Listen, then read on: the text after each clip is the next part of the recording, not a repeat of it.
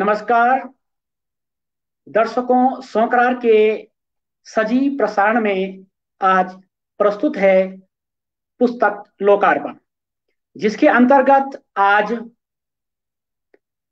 साहित्यकार डॉक्टर उमेश चमोला जी द्वारा संपादित अभिचल प्रकाशन नैनीताल द्वारा प्रकाशित श्रीधर प्रसाद चमोला चातक ग्रंथ का लोकार्पण। इस कार्यक्रम के मुख्य अतिथि हैं पंडित ललित मोहन शर्मा, राजकीय स्नातकोत्तर महाविद्यालय ऋषिकेश के में कार्यरत हिंदी विभागाध्यक्ष डॉक्टर नंदकिशोर हटवाल जी। इस कार्यक्रम की अध्यक्षता करेंगे महावीर रमाल्टा जी और इस पुस्तक में अपना वक्तव्य प्रस्तुत करेंगे एससीईआरटी में कार्यरत साहित्यकार शिक्षाविद नंदकिशोर हटवाल जी। चातक जी के गीतों का गायन एवं वादन प्रस्तुत करेंगी एससीईआरटी में ही कार्यरत डॉक्टर उषा कटियार जी। साथ ही इस पुस्तक का परिचय प्रस्तुत करेंगे डॉक्टर उमेश चमोला जी। डॉक्टर उमेश चमोला जी, इस सजीव प्रसारण में सभी दर्शकों का और अतिथियों का स्वागत है। आए इस कार्यक्रम को आरंभ करते हैं एक सरस्वती वंदना से। सरस्वती वंदना प्रस्तुत कर रही हैं उषा कटियार जी।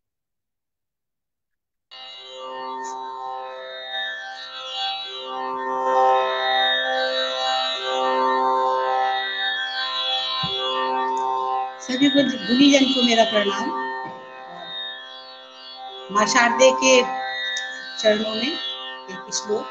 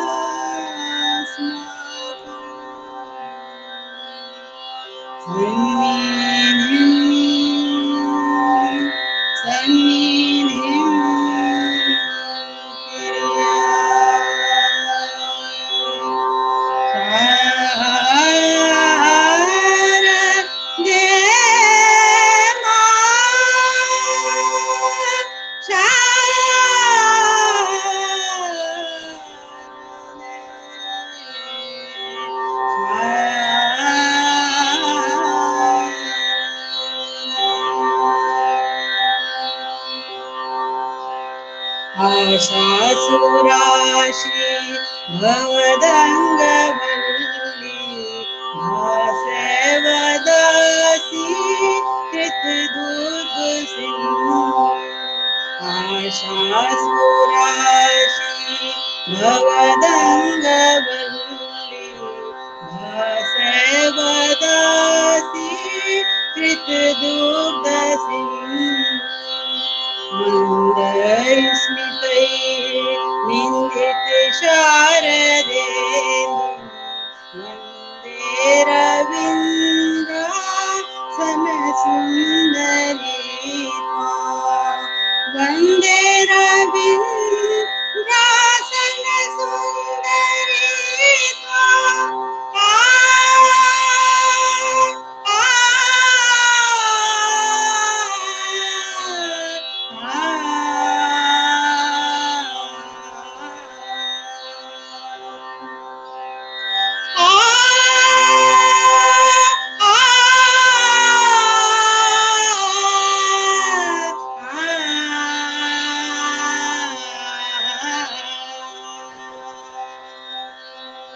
यन्मण्डलं ज्ञानघनं त्वगम्यं त्रैलोक्य पूज्यं त्रिगुणात्मरूपं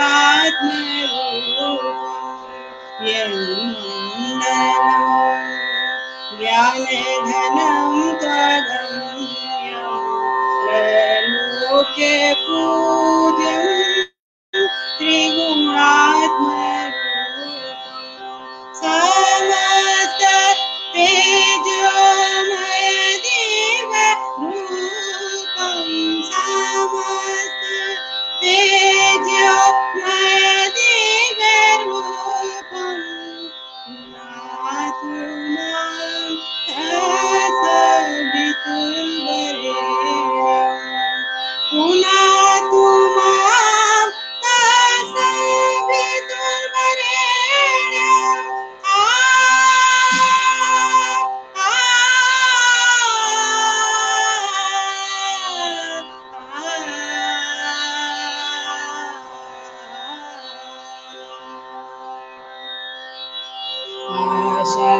आशासुराशि रङ्गवल्ली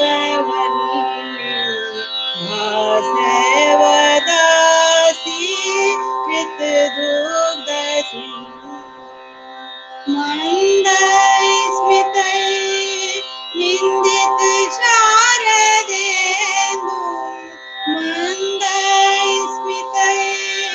निन्दित शारदेन्दु वन्दे रवीन्द्रासन सुन्दरीतां वन्दे रवीन्द्रासन सुन्दरीतां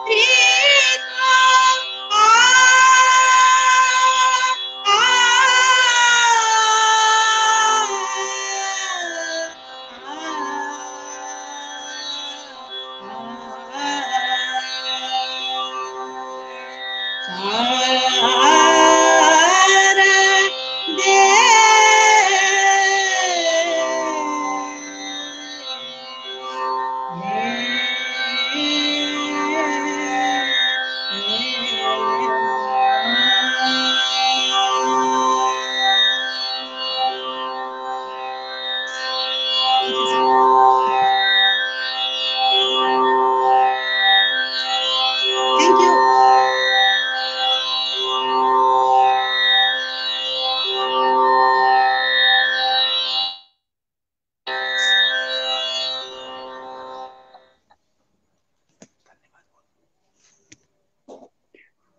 दर्शकों, अभी आपने डॉक्टर उषा कटियार जी के माध्यम से सरस्वती वंदना सुनी, जिससे इस पुस्तक लोकार्पण की का शुभारंभ हुआ।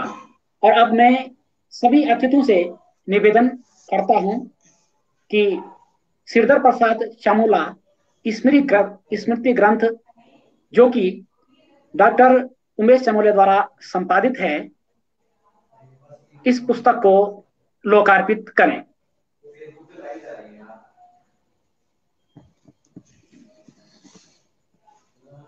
सभी से निवेदन है कि पुष्पांजलि पुस्तक को लोकार्पित करो।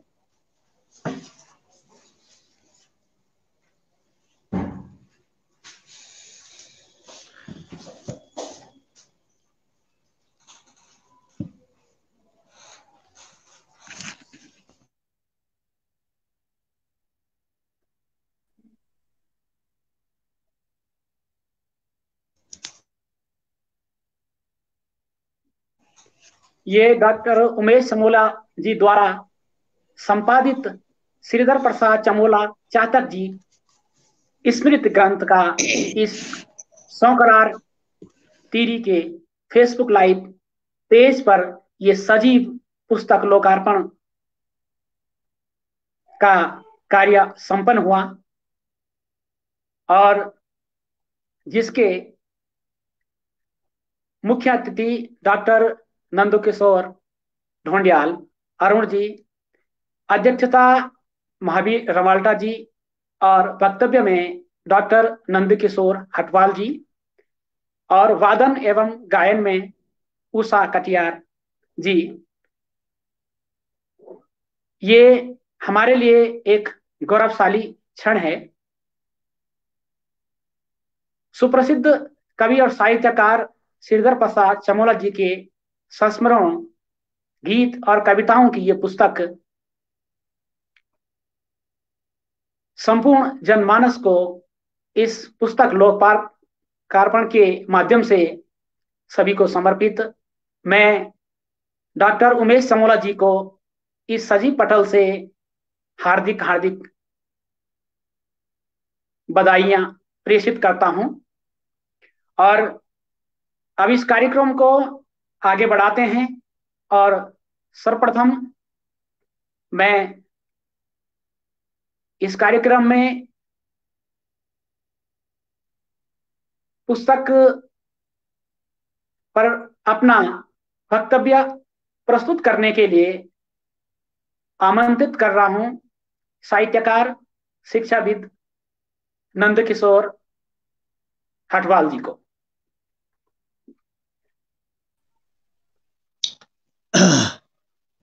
धन्यवाद अरविंद जी।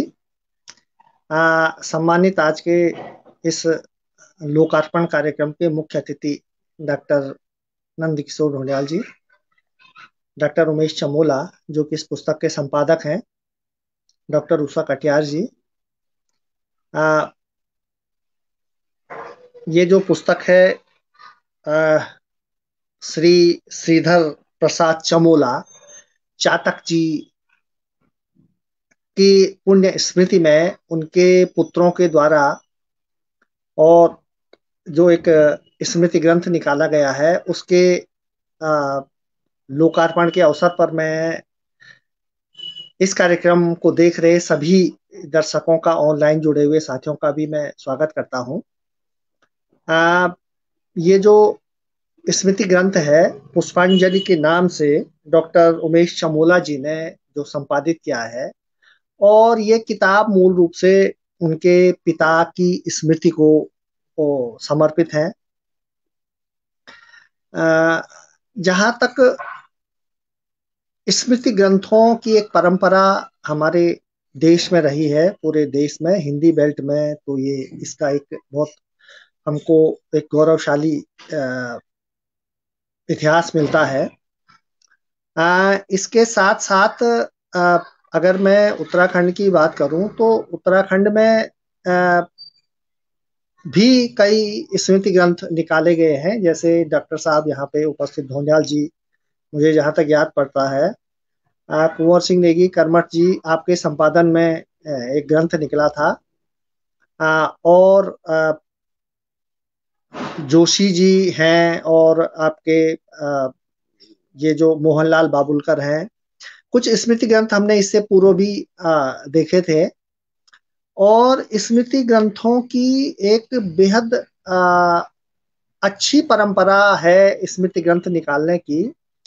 और इसके लिए मैं मेरे ख्याल में एक रचनाकार को, और खासकर दिवंगत हुए रचनाकार को, उनकी संतति द्वारा, उनके आने वाली उनकी पीढ़ी द्वारा, आने वाली पीढ़ी, उनके पुत्रों द्वारा ये सर्वश्रेष्ठ श्रद्धांजलि होती है उनको, उनकी पुण्य स्मृति में उनकी यादों को, उनकी रचनाओं को एकत्रित कर, उसको संजोकर एक पुस्तिका के रूप में उनकी यादगार को चिर स्थायी बनाना, ये एक बहुत बड़ा आयोजन है। और इस तरह के ग्रंथ एक तो जहां एक अच्छी परंपरा का निर्वहन करते ही हैं, इसके साथ साथ ये कई बार ऐसा होता है कि बहुत सारे रचनाकार हमारे आसपास होते हैं जो बहुत अच्छा लिखते हैं अपने समय में, बहुत कम लेकिन बहुत महत्वपूर्ण उनके हस्तक्षेप होते हैं साहित्य में। लेकिन उनके जाने के बाद जो है वो उनका साहित्य भी विस्मृत हो जाता है। वो तो होते ही है लेकिन उनका साहित्य भी कहीं खो जाता है। और इसमें जो सबसे पहली जिम्मेदारी बनती है, इस तरह की स्थितियां न आए, इसमें जो पहली जिम्मेदारी बनती है वो परिजनों के ऊपर ही है। कि वे उनकी रचनाओं को, उनके योगदान को, रचनात्मक योगदान को संजोए। और ये एक बहुत बड़ा सौभाग्य है चमोला जी, जो चातक जी का, कि इस ग्रंथ से ही मैं डॉक्टर उमेश चमोला के साथ बहुत मेरा लंबा साथ है, हम एक साथ कार्य करते हैं एक ही ऑफिस में। लेकिन वास्तव में एक रचनाकार के बारे में आदमी सिर्फ उनसे मित्रता करके, उनके साथ संपर्क के द्वारा नहीं जान सकता, जब तक कुछ ऐसा आयोजन न हो। मुझे नहीं पता था कि उनके पिताजी इतना अच्छा लिखते रहे होंगे, या उनके, और दूसरी बात क्या होती है कि हर इंसान के जीवन की एक कहानी होती है, और बड़ी, हर व्यक्ति की होती है वो, लेकिन वो कहीं दर्ज नहीं होती है। और इस बहाने एक रचनाकार की संघर्ष गाथा भी दर्ज हुई है। तो इस पुस्तिका के माध्यम से हमें, खासकर मुझे, जानकारी मिली, और अन्य पाठकों को भी जानकारी मिली होगी कि किस तरह श्री चातक जी का एक तरह का संघर्ष रहा, जिन्होंने बेरोजगारी के दौर में बहुत छोटे से मजदूरी के काम भी किए, निब बनाने का काम किया। और खासकर जब उनकी नेत्र ज्योति चली गई, एक बहुत ही दुर्लभ संस्मरण इसमें है। डॉक्टर चमोला ने भी लिखा है, और उनकी माता श्री ने भी ये लिखा है कि शादी के दिन, मतलब हाथ पकड़ के वो उनको ले गए थे। उस दिन उनकी नेत्र ज्योति एकदम चली गई थी। हाँ, ये इस ग्रंथ के माध्यम से, इस किताब के माध्यम से, जहां हमको उनकी रचनाओं से परिचित होने का मौका मिलता है, वहीं उनका जीवन, उनका परिवार एक मानवीयता की एक बहुत बड़ी मिसाल भी है। खासकर आज के समय में नई पीढ़ी के लिए ये सारी, उनका जीवन, उनके जीवन में घटी हुई घटना, उनका पारिवारिक जीवन एक बहुत एक मिसाल के तौर पर रही नए बच्चों के लिए। आज हम देख रहे हैं किस तरह हमारे पारिवारिक जीवन, सामाजिक जीवन का विघटन हो रहा है। नए जो हमारी नई पीढ़ी है, नए समय में किस तरह से पारिवारिक मूल्यों का ह्रास हो रहा है। तो चातक जी का परिवार और उनका जीवन जो एक मानवीय मूल्यों की एक बहुत बड़ी मिसाल भी है। उनकी पत्नी ने, यानी कि डॉक्टर चमोला जी की माँ ने किस तरह से, जिस प्रकार से उनका साथ दिया। उसके बाद उन्होंने, जब उनका जेबीटीसी में वो लिखते हैं, नंबर आया, तो उसके बाद उन्होंने, चातक जी ने अपनी पत्नी को भी प्रेरित किया। उन्होंने भी प्रशिक्षण प्राप्त किया, और वो भी शिक्षिका बनी। और इस तरह से उनका जीवन एक, उन्होंने हारे नहीं, उन्होंने पीछे नहीं देखा, आगे आगे देखते रहे, आगे बढ़ते रहे। और बहुत अच्छे शिक्षक के रूप में तो उन्होंने अपना एक बेहतर स्थान बनाया, साथ ही साथ अपनी रचनाएं भी जारी रखी। और कुछ रचनाएं, जैसे जब जो उनका समय था, उस दौर में जिस तरह से रचनाओं की एक परंपरा थी, उस दृष्टि से अगर हम उनकी रचनाओं को देखें, तो उनकी रचनाएं अपने समय से आगे की रचनाएं हैं। जैसे मैं सिर्फ एक रचना की 4 लाइन पढ़ना चाहूंगा, जो मुझे इनमें सबसे अच्छी लगी। यह कौन भारत का मजदूर। असल में जब ये श्रीधर प्रसाद चमोला जी का जो समय था, उस वक्त जब लोग प्रायः लिखते थे, खासकर तो उसमें छायावाद का बड़ा प्रभाव होता था। और उसी तरह की रचनाएं पंत निराला, और खासकर जो शिक्षक हम लोग ने जिस तरह से, जिस परंपरा से डॉक्टर साहब बच्चे से जानते हैं, जो पढ़ा हमने, तो उसी तरह की रचनाएं भी होती थी। लेकिन चातक जी, श्रीधर प्रसाद चमोला जी ने जो लिखा, वो उससे थोड़ा सा आगे बढ़ के लिखा। और मैं यह कौन भारत का मजदूर, इस कविता की अंतिम 4 लाइनों को यहाँ पे रखना चाहूंगा। याद रखना ए निर्मल मानव, क्षार अंगार विनाश ला सकते हैं, अब भी ध्यान न गया इन पर, ये क्रांति मेघ बन छा सकते हैं। पता नहीं मुझे क्यों लगता है इन 4 पंक्तियों में आज के समय की एक भविष्यवाणी है। ये कोरोना काल में जब हमने मजदूरों की उपेक्षाएं देखी, और समाचार माध्यमों से उनकी स्थितियां देखी, तो उनकी स्थितियों के परिप्रेक्ष्य में, उनकी स्थितियों के आलोक में जब हम इन 4 पंक्तियों को पढ़ते हैं, तो वास्तव में एक मतलब ये पंक्तियां कहीं ना कहीं एक भविष्यवाणी सी प्रतीत होती है। और ये कवि की एक तरह की अंतर्दृष्टि थी कि उन्होंने मजदूरों का पक्ष लिया, और ये पूरी कविता मजदूरों के पक्ष में खड़ी होती है।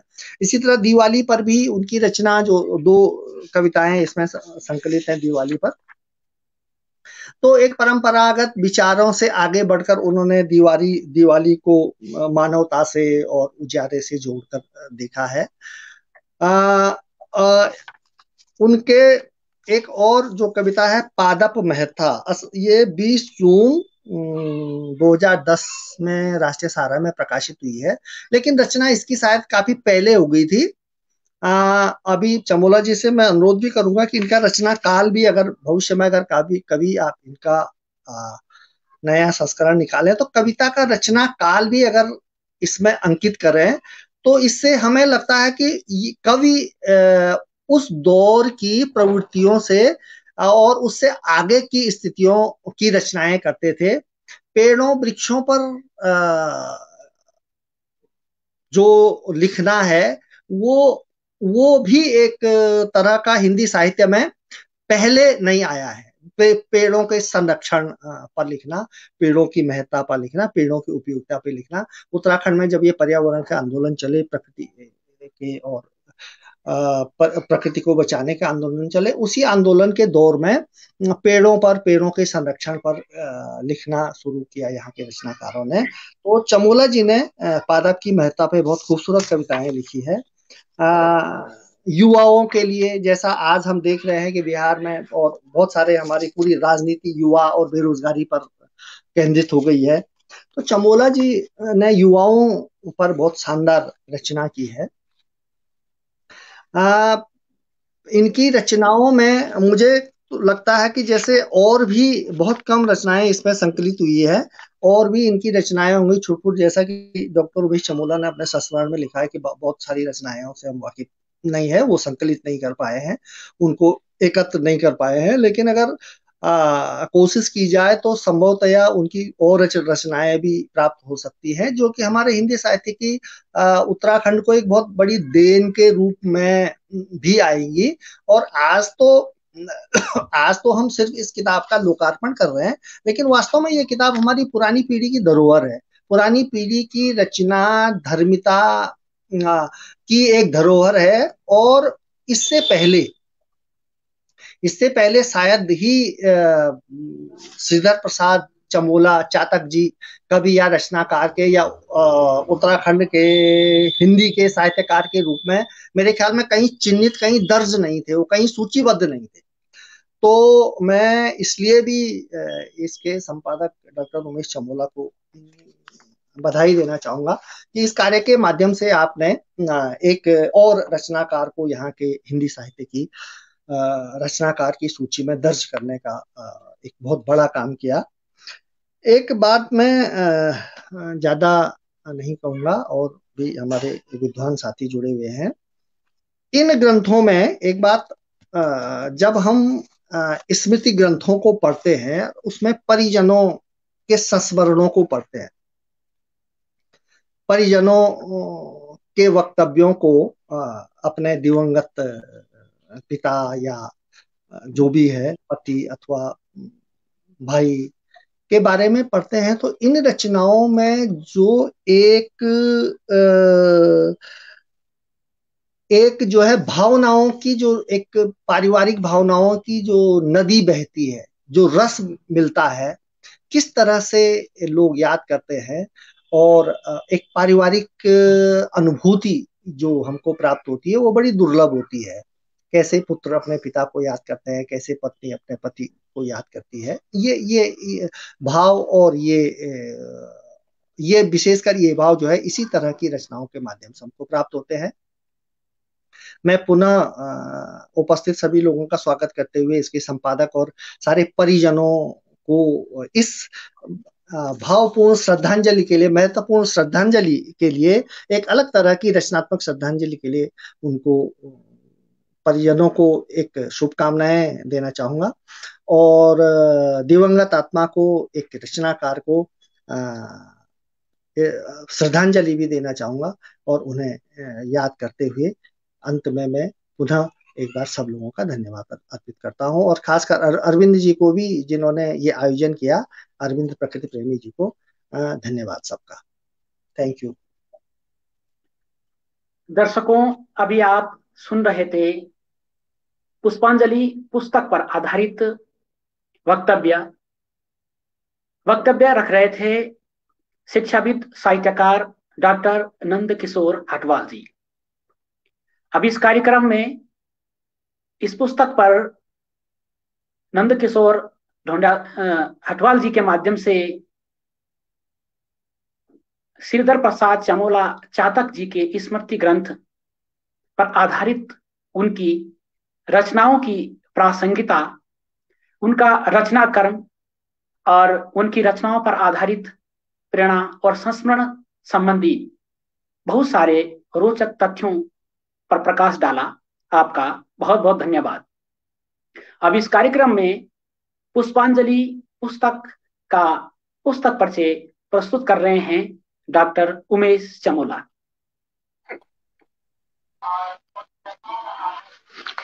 मैं सबसे पहले आज के इस लोकार्पण कार्यक्रम के मुख्य अतिथि आदरणीय डॉक्टर नंद किशोर ढोंडियाल सर को और डॉक्टर नंद किशोर हटवाल जी को, जिन्होंने इस पुस्तक का गहन अध्ययन करने के उपरांत इससे संबंधित बातों को वक्तव्य के रूप में प्रस्तुत किया, और डॉक्टर उषा कटियार मैडम, जिनके द्वारा पिताजी के द्वारा रचित कविता का गायन किया जाएगा।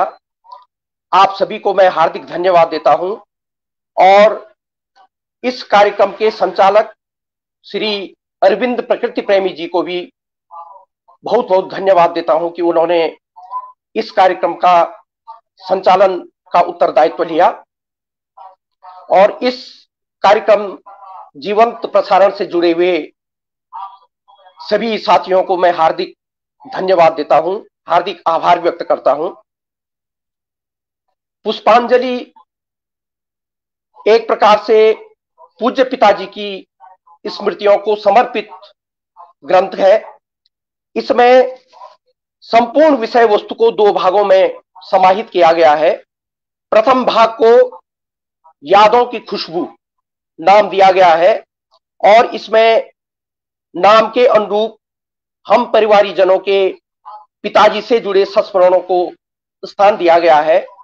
पूज्य माताजी श्रीमती राजेश्वरी चमोला, बड़े भाई श्री अखिलेश चमोला, छोटे भाई राजेश चमोला और डॉक्टर उमेश चमोला, भांजे आशुतोष भट्ट तथा मौसेरे भाई स्वर्गीय ओम प्रकाश वशिष्ठ के संस्मरणात्मक आलेख इस खंड के अंतर्गत सम्मिलित हैं।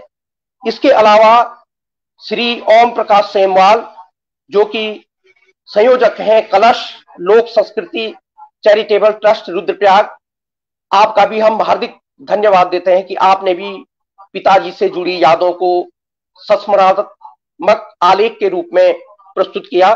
और श्री चंद्रशेखर बेंजवाल, जो कि ग्राम बेंजी रुद्रप्रयाग के निवासी हैं और पिताजी के साथ काफी समय तक जिन्होंने शिक्षण का कार्य किया, उनके भी पिताजी से जुड़ी यादों को संस्मरण के रूप में इस खंड में दिया गया है। दूसरे भाग में, जो कि साहित्य खंड जिसे नाम दिया गया है, इसमें पिताजी की लिखी हुई छोटी बड़ी 13 कविताओं को स्थान दिया गया है।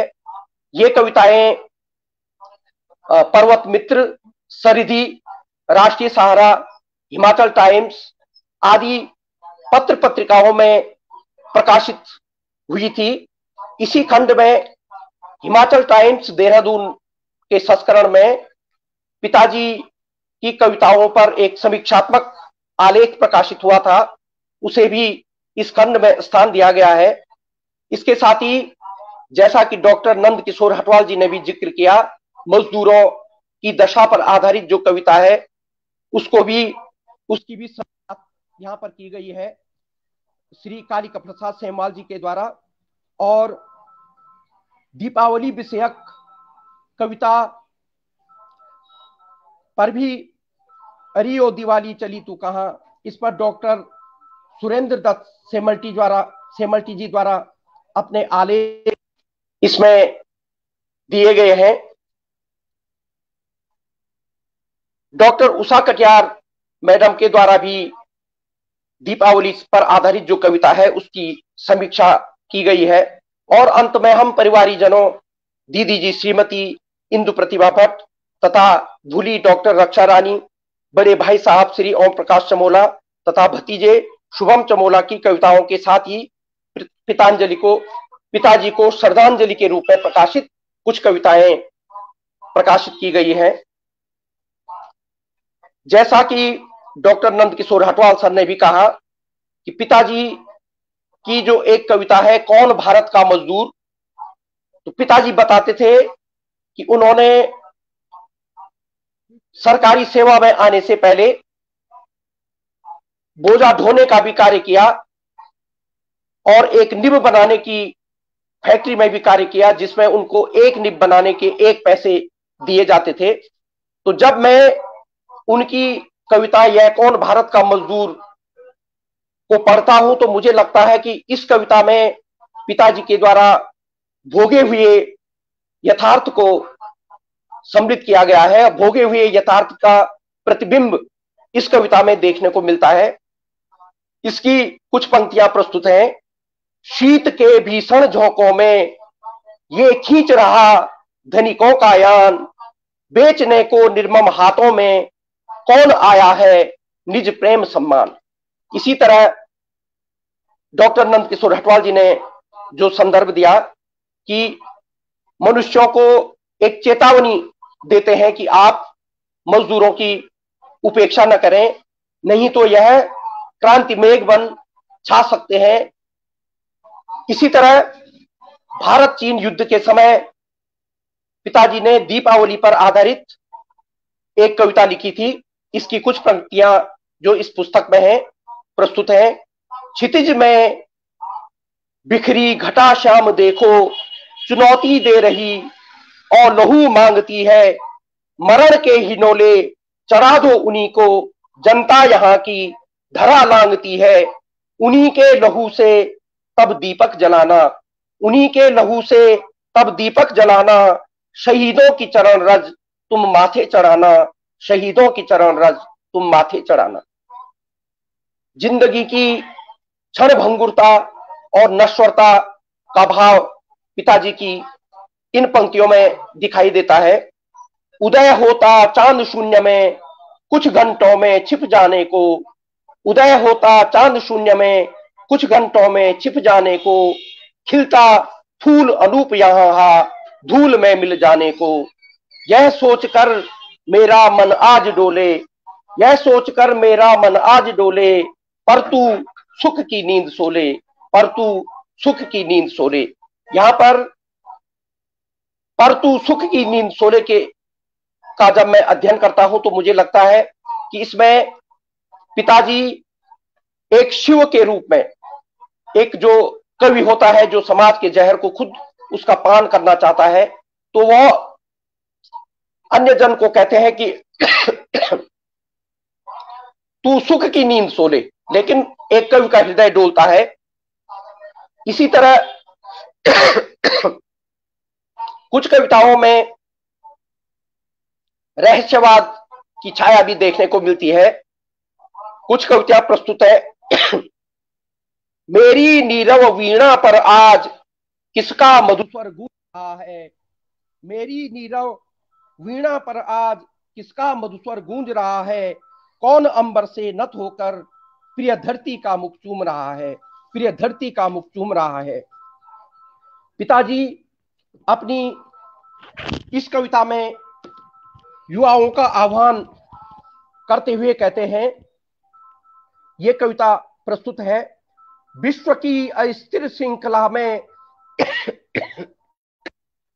डगमगाता है आज मानव, शांति प्रिय भूतलों पर भी हो रहा क्यों नग्न तांडव। ललकार दो क्रांति को तुम, ललकार दो क्रांति को तुम, मनुष्यता की चीतकार लेकर आज चल पड़ो युवक हृदय में ये उद्गार लेकर, आज चल पड़ो युवक हृदय में ये उद्गार लेकर। सुन रहा हूं इस धरा पर, सुन रहा हूं इस धरा पर मैं निर्धनता का करुण क्रंदन। तोड़ दो हे युवक तुम विषमता के सभी बंधन, उतर आओ धरा पर तुम, उतर आओ धरा पर तुम समता का संसार लेकर। आज चल पड़ो युवक हृदय में ये उद्गार लेकर, आज चल पड़ो युवक हृदय में ये उद्गार लेकर। जिंदगी का आज इतना छलन से क्यों प्यार है, जिंदगी का आज इतना छलन से क्यों प्यार है, जगत उर से बह रही क्यों असह्य वेदना की धार है। करो पार मनुष्यता को तुम सत्य की पतवार लेकर, आज चल पड़ो युवक हृदय में ये उद्गार लेकर। पिताजी बताते थे कि जब वे उनकी नेत्रों की ज्योति चली गई थी और वो अस्पताल में भर्ती थे, तो उस समय एक डॉक्टर पिताजी की तरफ अधिक ध्यान नहीं देते थे और उनके बगल में जो मरीज थे या अन्य मरीज थे उनकी तरफ अधिक ध्यान देते थे। तो पिताजी ने एक कविता लिख करके डॉक्टर साहब जब निरीक्षण में आते थे तो उनको कविता सुनाई। तो उस कविता को सुनकर डॉक्टर साहब भी भावुक हो गए और उन्होंने पिताजी के पास आए और फिर उन्होंने कहा कि मैं तुम्हारी तरफ भी ध्यान देता रहूंगा। और उसी समय वहां पर एक विद्यार्थी था, वह भी परिजनों के साथ आया था। तो उसने जब पिताजी की उस कविता को सुना तो उसने पिताजी से कहा कि मैं आपकी निरंतर पंजाब में जो कविताएं प्रकाशित होती हैं उनको सुनता रहता हूं, और आज मुझे पता लगा कि जो चातक उपनाम से जो कविताएं यहाँ पर छपती हैं वे कविताएं आप ही के द्वारा लिखी गई है। और पिताजी की कविताओं के आधार पर एक साहित्यिक समारोह में पंजाब में एक प्रोफेसर ने पिताजी के जीवन को और उनके कविताओं में जो जीवन के दुख जो दिखाई देते हैं उसी आधार पर उनको चातक उपनाम दिया था। और पिताजी मंदाकिनी क्षेत्र में, चमोली क्षेत्र में शिक्षण के दौरान चातक गुरुजी के नाम से जाने जाते थे।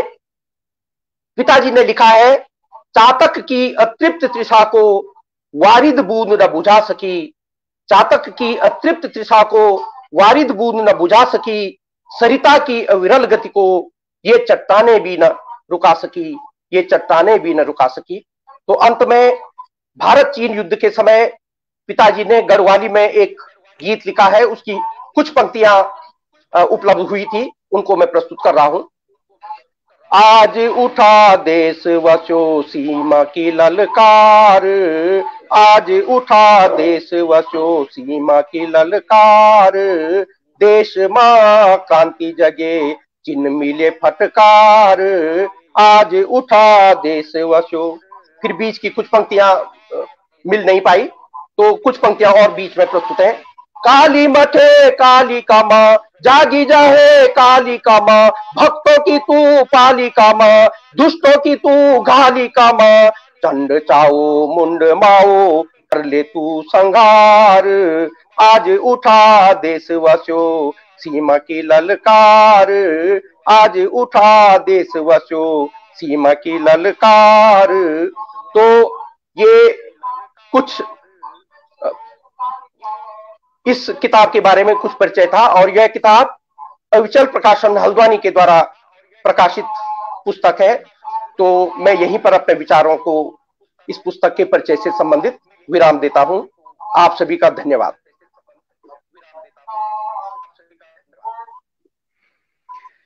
दर्शकों, अभी आप इस पुस्तक का परिचय सुन रहे थे। इस पुस्तक पुष्पांजलि का परिचय प्रस्तुत कर रहे थे डॉक्टर उमेश चमोला, जिनके माध्यम से श्रीधर प्रसाद चमोला चातक जी के संस्मरणों और रचना पर विशेष प्रकार की जानकारी प्रदान की गई। आपका बहुत बहुत धन्यवाद। अब इस कार्यक्रम में मैं उषा कटियार जी को आमंत्रित कर रहा हूं और उषा कटियार जी श्रीधर प्रसाद चमोला जी के भारत चीन युद्ध के समय एक प्रसिद्ध गीत अरे वो दिवाली का गायन एवं वादन प्रस्तुत करेंगे।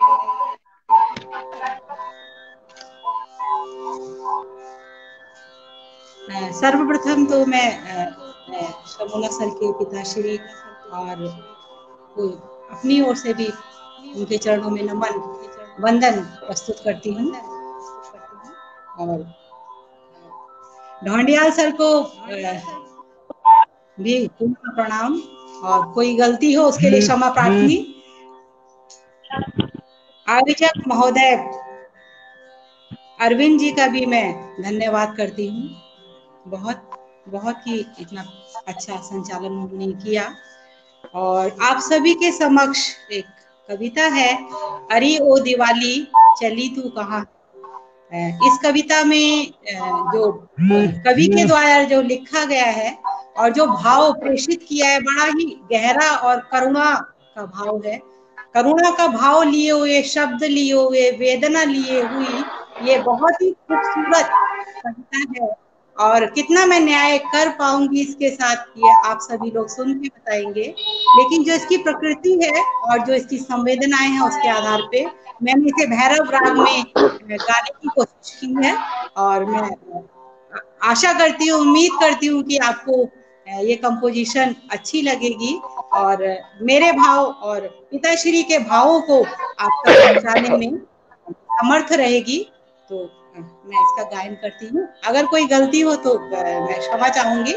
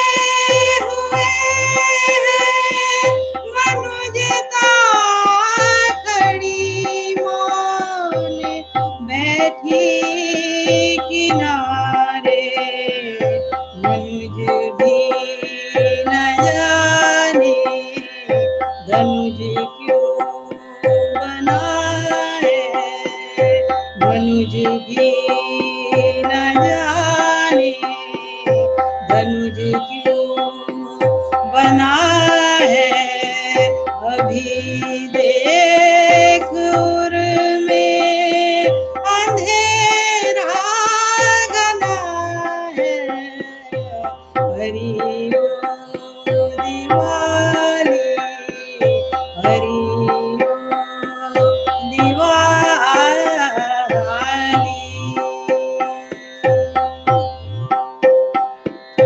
यहाँ द्वार देखो छाई उदासी मानव की तृष्णा भयानक है प्यासी कभी इस किनारे न छाई दिवाली फूलों को भरी है यहाँ खूब डाली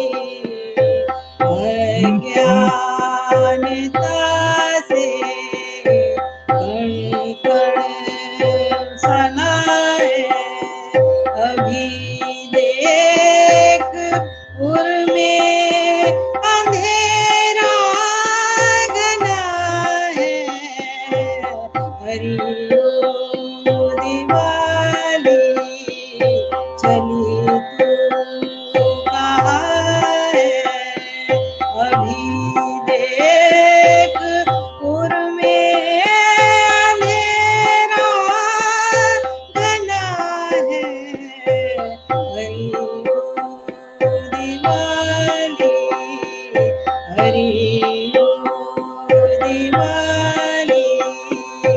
हरि ओ Diwali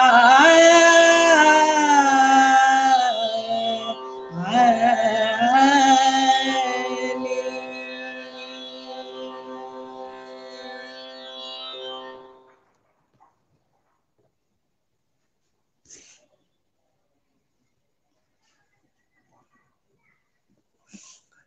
thank you thank you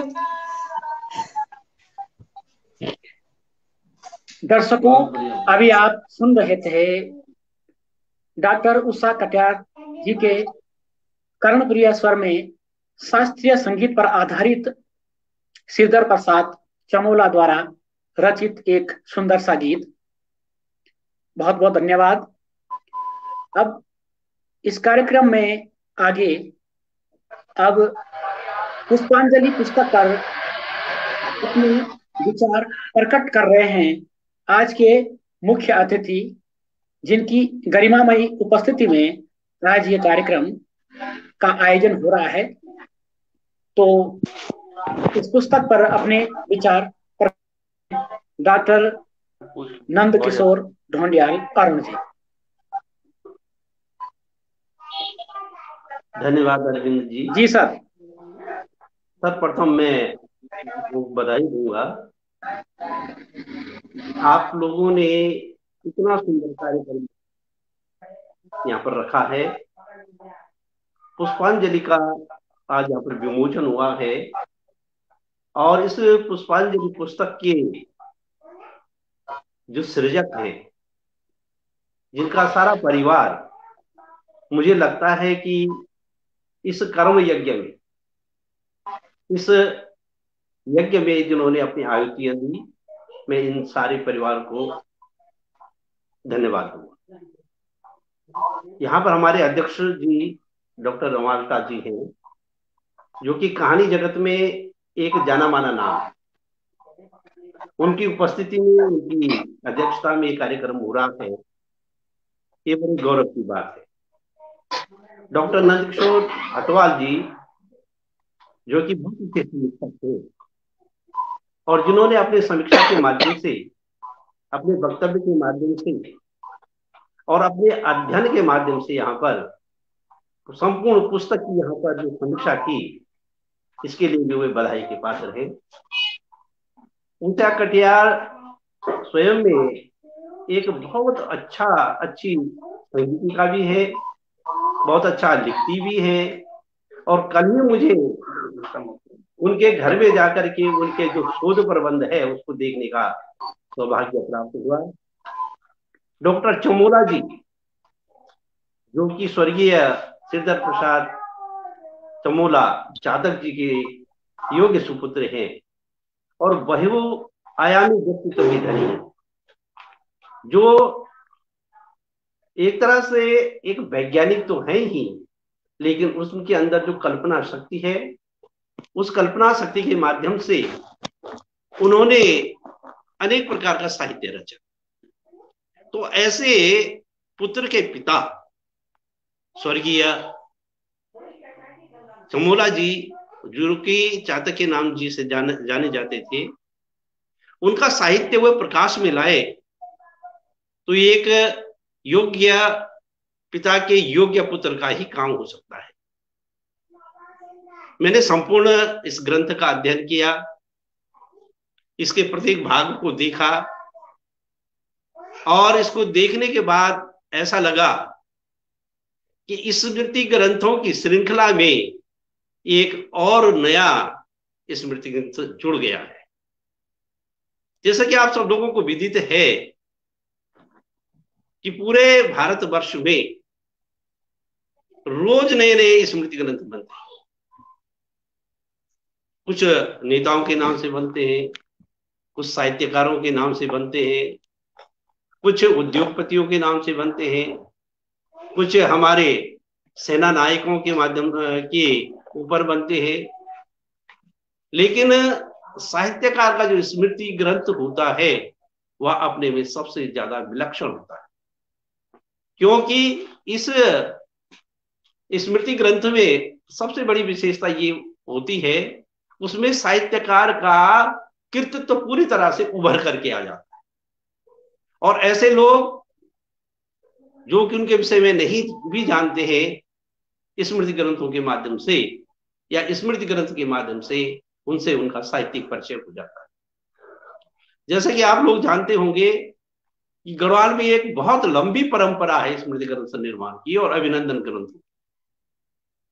यहाँ स्मृति ग्रंथों का संपादन करने के लिए स्वर्गीय मोहनलाल बाबुलकर जी प्रसिद्ध थे और उसका प्रतिफल ये हुआ कि कालांतर में देवप्रयाग के जो विद्वत वर्ग है उन्होंने स्वर्गीय मोहनलाल बाबुलकर जी पर एक अभिनंदन ग्रंथ निकाला।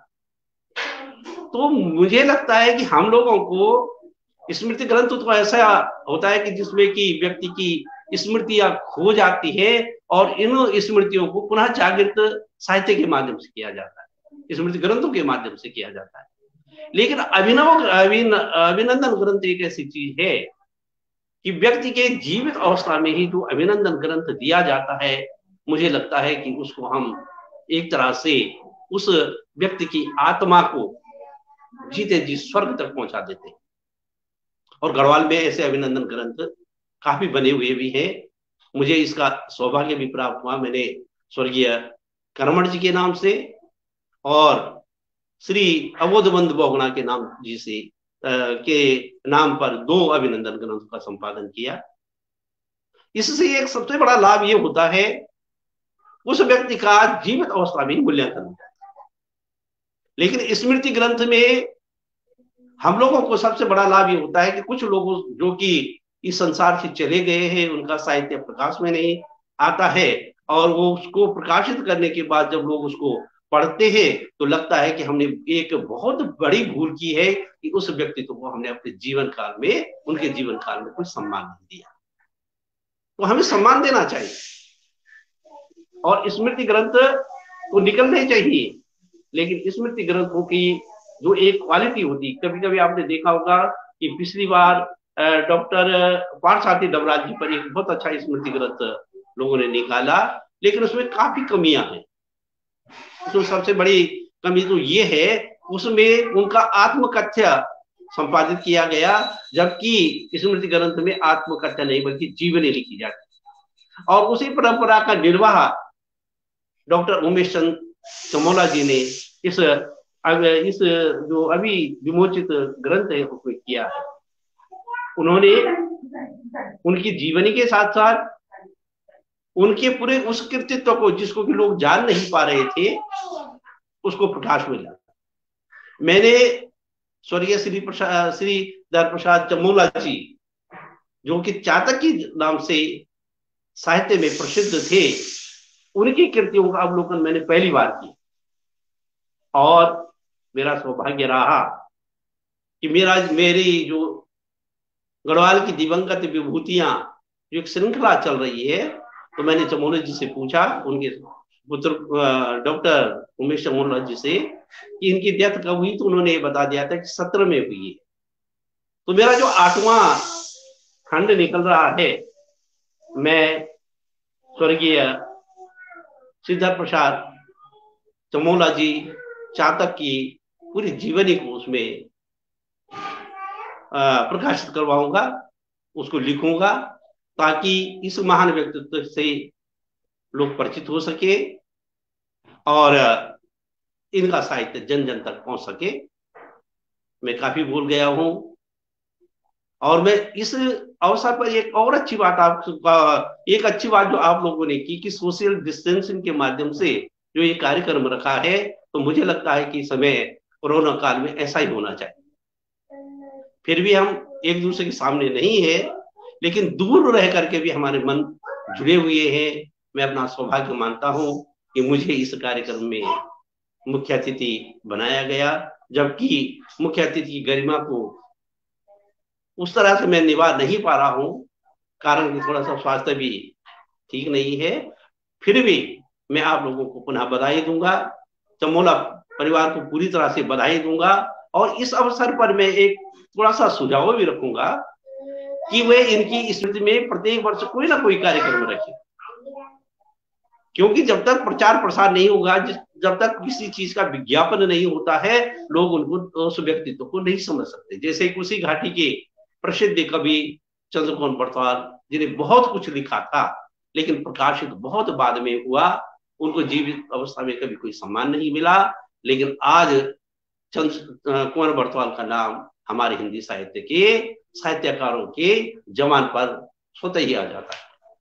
मैं तो ये भी चाहूंगा, उनका परिवार संपन्न परिवार है, उनकी स्मृति में अगर कोई सम्मान रखा जाए, कोई पुरस्कार रखा जाए,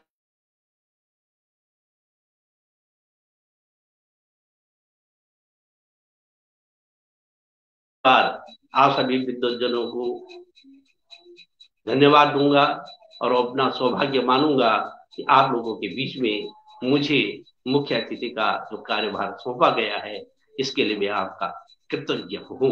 धन्यवाद।